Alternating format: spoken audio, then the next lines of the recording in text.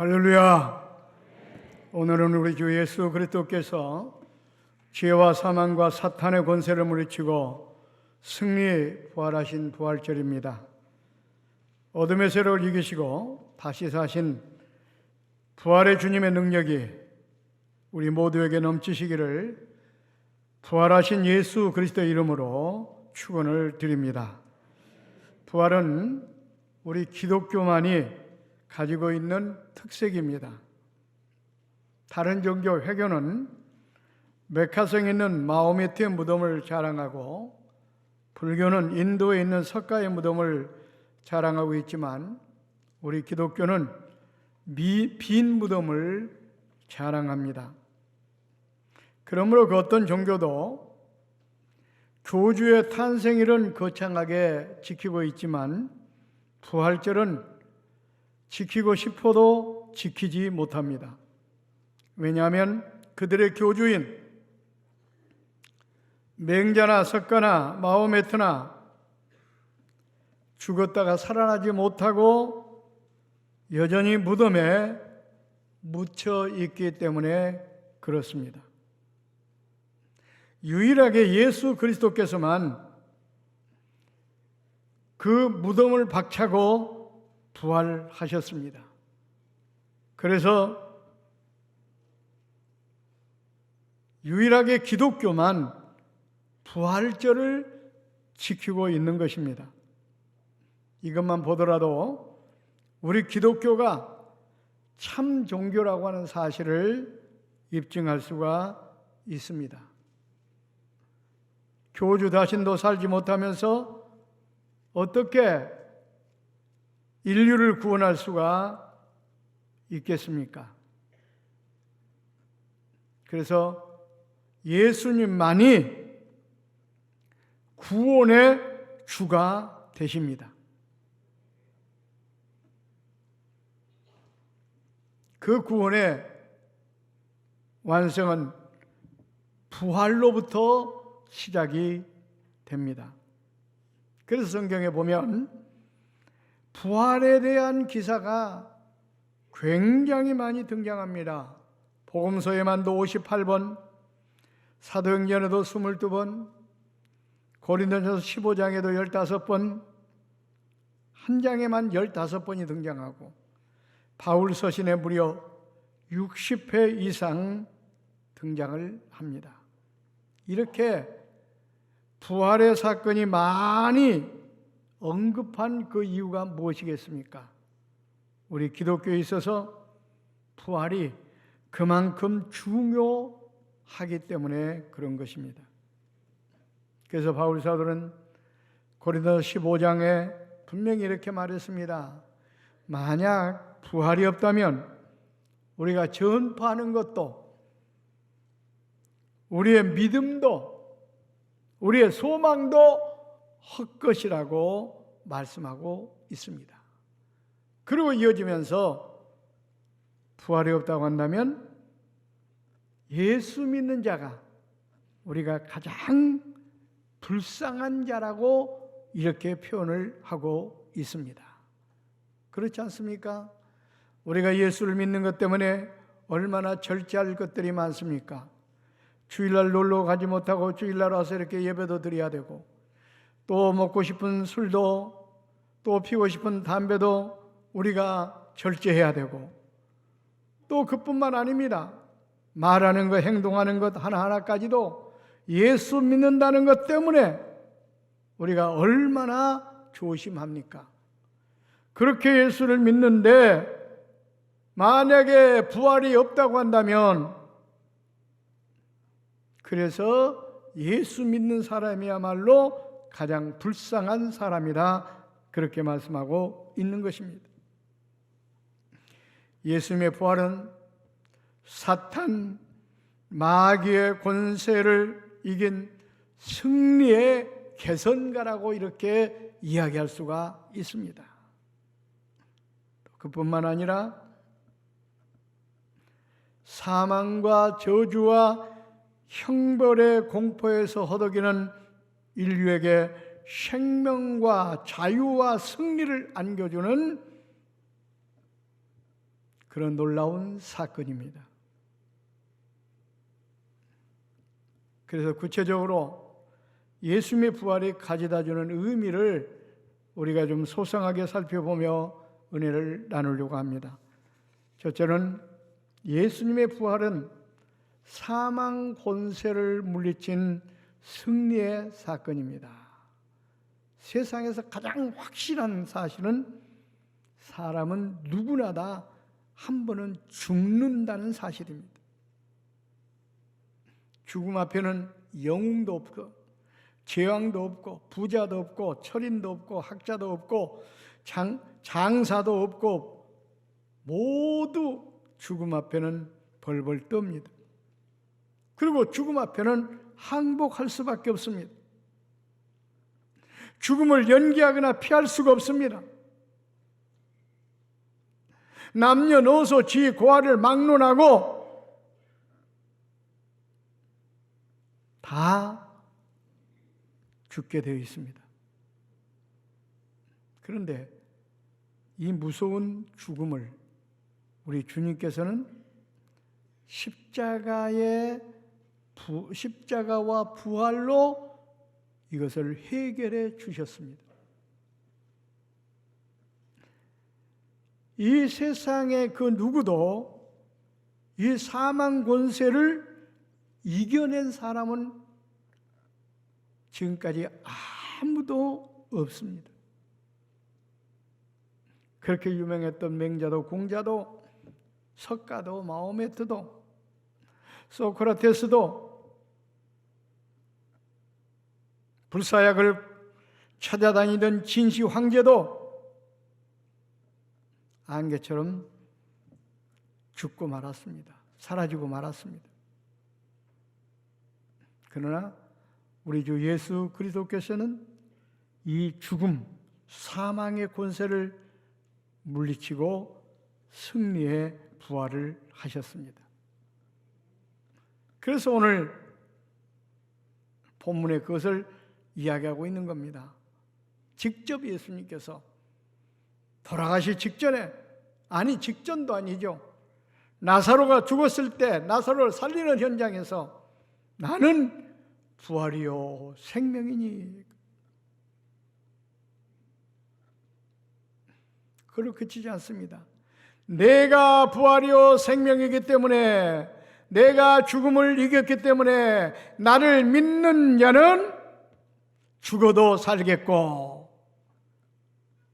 무릇 살아서 나를 믿는 자는 영원히 죽지 아니하리라. 얼마나 놀라운 축복입니까?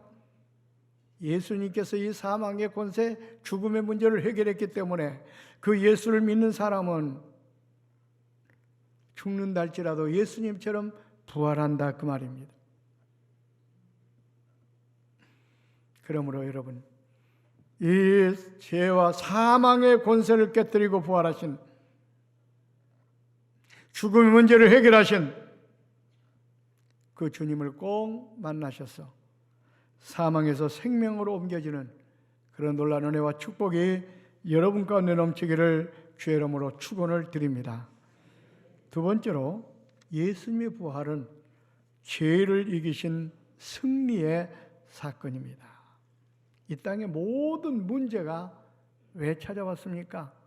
죄 때문에 찾아왔습니다. 죄를 짓기 전에는요, 에덴 동산을 보십시오.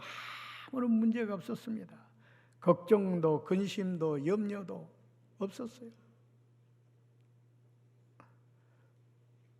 에덴 동산에서 아담과 하와는 얼마나 행복하게 살았습니까?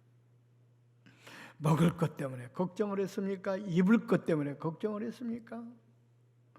아무런 근심과 걱정과 염려가 없이 행복하게 살았습니다. 문제가 없었어요. 질병도 없었습니다. 죽음도 없었습니다. 상처도 없었습니다. 다툼도 없었습니다. 그런데 문제는 뭐냐?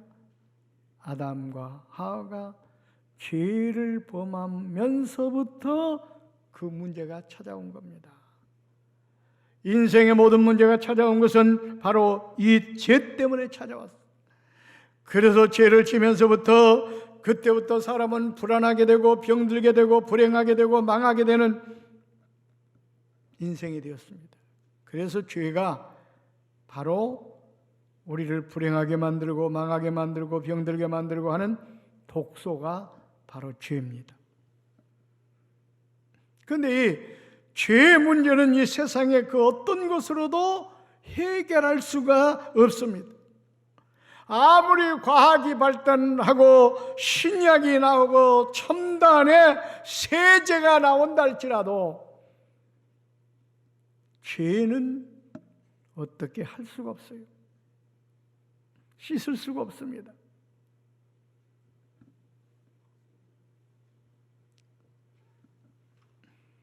우리 마음속에 죄는 인간의 기술로, 힘으로, 능력으로, 어떤 약으로, 의술로 해결할 수가 없습니다.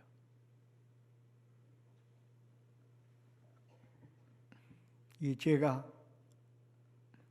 우리를 인생을 완전히 패배자로 만드는 원동력인데, 그런데 이 주님께서 이 죄악의 권세를 물리치셨습니다. 그 사건이 바로 뭐냐? 십자가에 온 인류의 죄를 대신 못 박아 버리고 대속의 제물이 되셔서 장사 지냈다가 땅속에 묻어버리고 부활 승리하신 겁니다. 그렇기 때문에 죄의 권세를 깨뜨리시고 승리하신 겁니다. 그래서 죄의 문제를 해결하신 겁니다.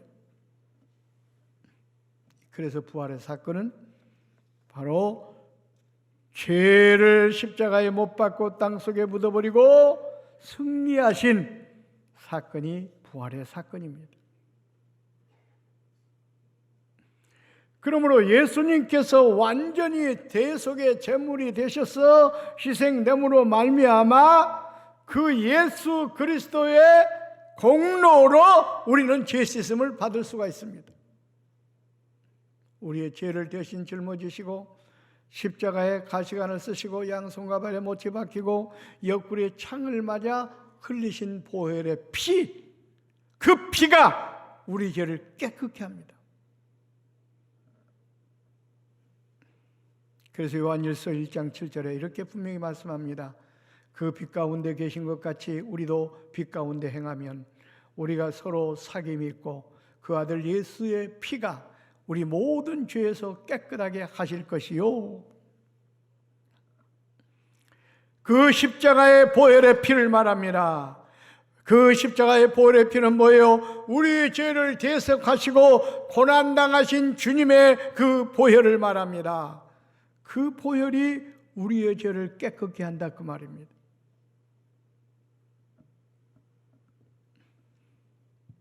그러므로 여러분, 이 죄악의 권세를 물리치고 부활하신 주님을 만나셔야 됩니다. 그러면 그 예수 그리스도의 보혈의 피가 우리의 모든 죄를 깨끗게 함으로 우리는 죄의 노예에서 해방을 얻을 수가 있습니다. 그렇습니다. 예수 그리스도의 부활의 사건은 이처럼 죄의 권세를 깨뜨린 사건입니다. 세 번째로 예수님의 부활은 사탄 마귀의 권세를 물리친 사건입니다. 사탄은 영물로서 우리 눈으로 볼 수도 없습니다.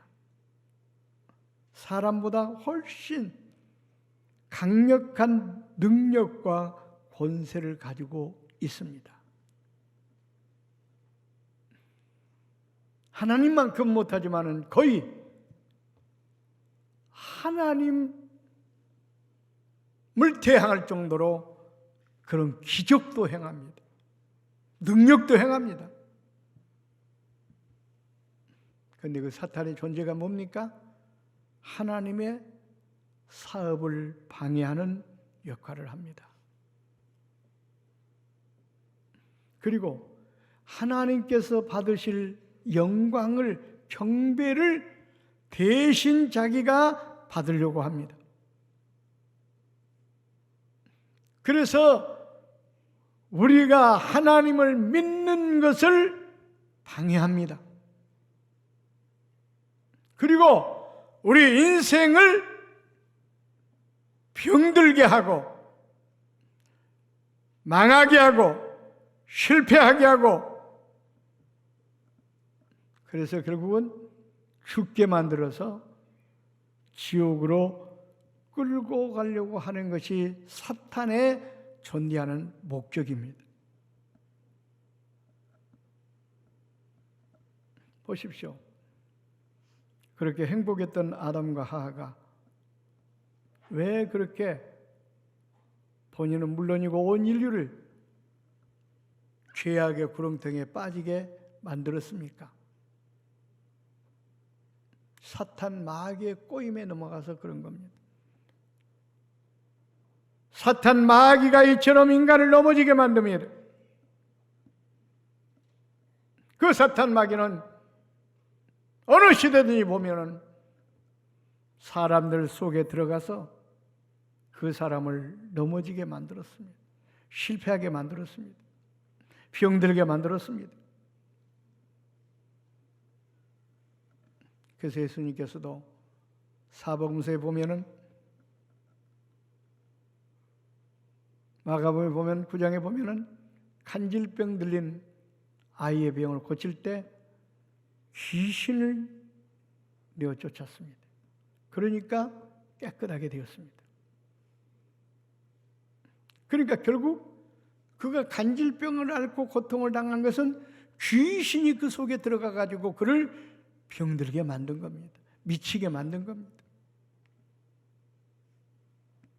누가복음 22장 3절로 5절에도 보면 이런 말씀이 나옵니다.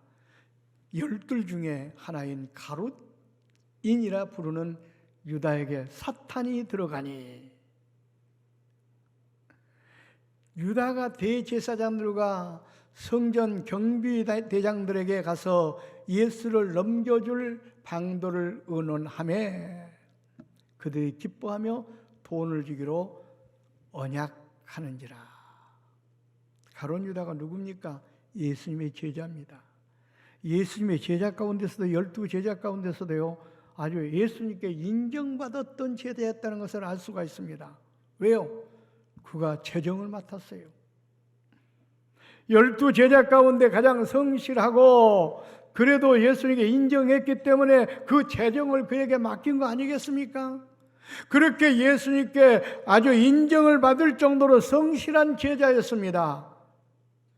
그런데 그런 제자가 은 30에 예수를 갖다가 온수들에게 팔아넘긴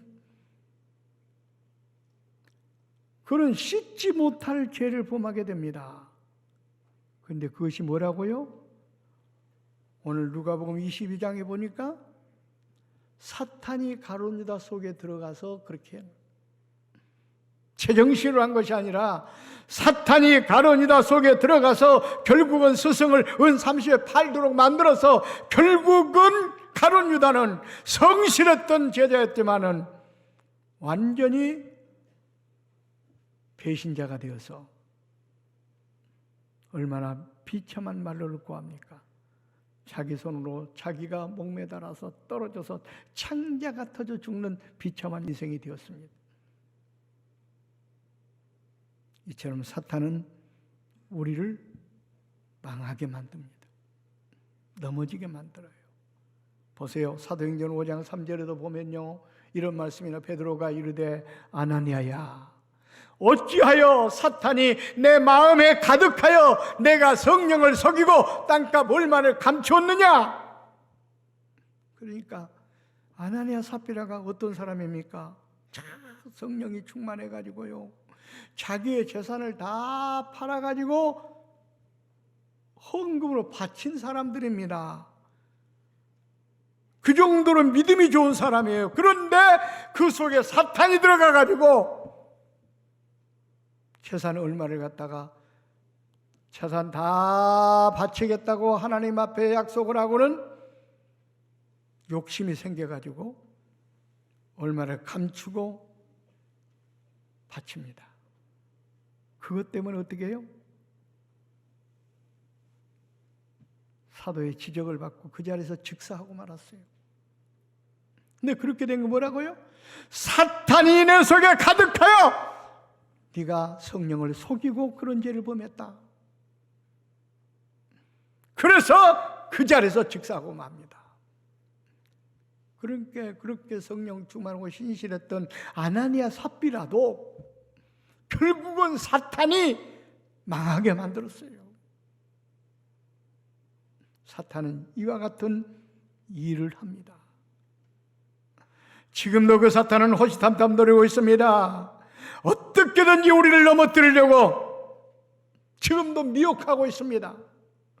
우리가 영적으로 깨어있지 않으면 사탄의 공격을 받을 수밖에 없어요.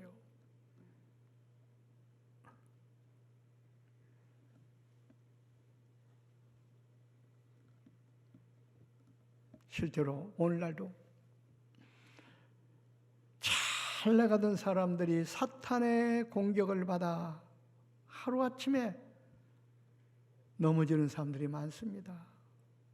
목회자들 가운데도 보면 그렇게 열심히 목회하여 성공을 거뒀던 사람들이 순간에 사탄의 꼬임에 넘어가서 완전히 자락에 떨어지는 사람들을 많이 보고 있습니다.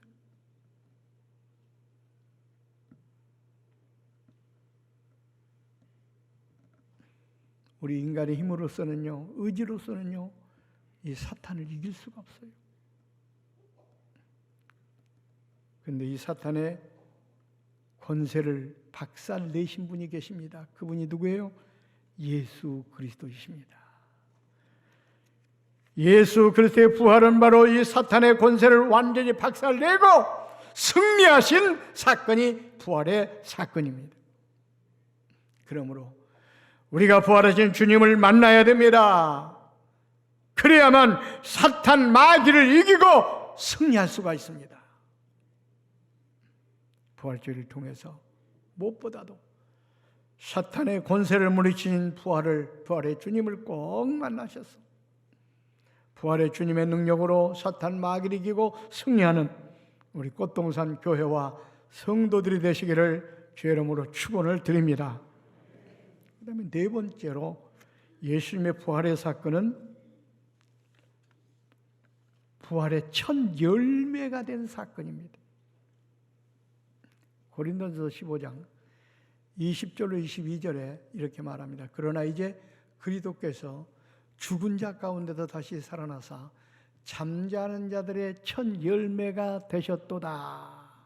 여기 잠자는 자, 성경에서는 죽은 것을 잠잔다고 표현을 합니다. 왜 그렇습니까? 이 땅의 육신의 죽음이 완전한 죽음이 아닙니다.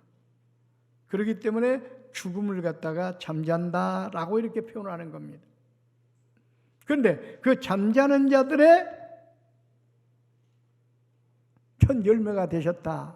이 말은 죽은 사람들도 예수 그리스도의 부활하신 것처럼 부활한다고 하는 것. 예수 그리스도가 부활하신 것이 첫 열매가 되셨다는 것은 죽은 자들도 계속해서 살아날 수 있다 하는 것을 이야기하고 있는 것입니다. 그러면서 구체적으로 21절부터 설명을 합니다. 사망이 왜 왔느냐? 한 사람으로 말미암아 사망이 왔다. 원래 하나님께서는 이 세상에 사람을 만들 때 죽도록 만들지 않았습니다. 영원히 살도록 만들었어요. 그런데 문제는 뭡니까? 아담과 인간의 대표인 아담이 죄를 범함으로 그때부터 우리 인간에게 죽음이 온 겁니다. 그걸 얘기하는 거예요. 아담 한 사람으로 말미암아 어떻게 했다고요? 사람이 인간 대표로서 그 사람이 죄를 범하여 죽음이 왔기 때문에 모든 사람이 죽게 되었다 그 말입니다. 마찬가지로 예수 그리스도의 한 사람으로 모든 사람이 구원을 얻는다, 부활한다 하는 것을 지금 설명하는 것입니다. 아담 안에서 모든 사람이 죽은 것 같이 그리스도 안에서 모든 사람이 살리라, 삶을 얻으리라 이 말입니다. 그렇습니다. 바로 아담이 인간의 대표로서 죄를 범함으로 죽음이 이 땅에 찾아왔습니다. 그러나 우리 예수님께서 우리 모든 인간들의 죄를 대신하여 죽으시고 부활하셨기 때문에, 그러므로 우리 인간들도 예수 그리스도로 말미암아 다시 부활하게 된다, 살게 된다 그 말입니다. 죽지만 살게 된다 그 말입니다. 그렇습니다. 바로 그래서 예수 그리스도의 부활의 사건은 바로 부활의 첫 열매가 되는 사건이다. 바로 모든 인류가 예수님께서 부활하신 것처럼 다시 부활하는 그런 놀라운 역사가 일어나게 된다 그 말입니다. 그렇습니다. 예수님께서 부활의 첫 열매가 되셨기 때문에 예수를 믿는 사람은 예수님처럼 다시 부활하게 됩니다. 죽는다 할지라도 부활하게 됩니다. 그래서 예수님께서 요한복음 오늘 본문 말씀을 하신 겁니다. 나는 부활이요 생명이니 나를 믿는 자는 죽어도 살겠고 무릇 살아서 나를 믿는 자는 영원히 죽지 아니하리라. 여기서 중요한 나를 믿는 자는 부활한다 그 말입니다. 왜? 내가 부활의 첫 열매가 되었다. 그러므로 나를 믿는 자는 바로 나처럼 부활한다 그 말씀입니다. 중요한 것은 여기서 믿는 자라고 하는 게 중요합니다. 예수께서 부활의 첫 열매가 되었다고 해서 다 부활하는 것이 아닙니다. 어떤 자요? 믿는 자만.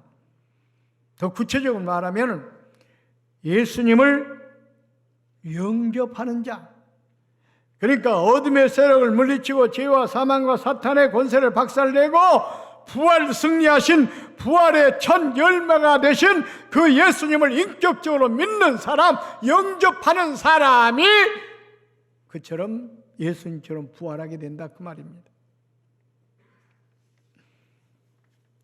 그러므로 우리가 무엇보다 부활하신 예수님을 영접해야 됩니다. 인격적으로 만나야 됩니다. 나의 구주로 영접해야 그 사람이 바로 예수님께서 부활하신 것처럼 부활할 수가 있습니다. 그 사람이 사망의 권세를 이긴 것처럼 이길 수가 있습니다. 사탄 마귀의 권세를 예수님이 이긴 것처럼 이길 수가 있습니다. 그러므로 우리는 무엇보다도 예수님을 영접해야 됩니다. 오늘 부활절을 맞이해서 죄와 사망과 사탄의 권세를 이기고 부활하신 부활의 첫 열매가 되신 예수님을 꼭 영접하는, 예수 인격적으로 만나는 그런 놀라운 은혜와 놀라운 축복이 여러분 가운데 넘치기를 주의 이름으로 축원을 드립니다. 기도하겠습니다.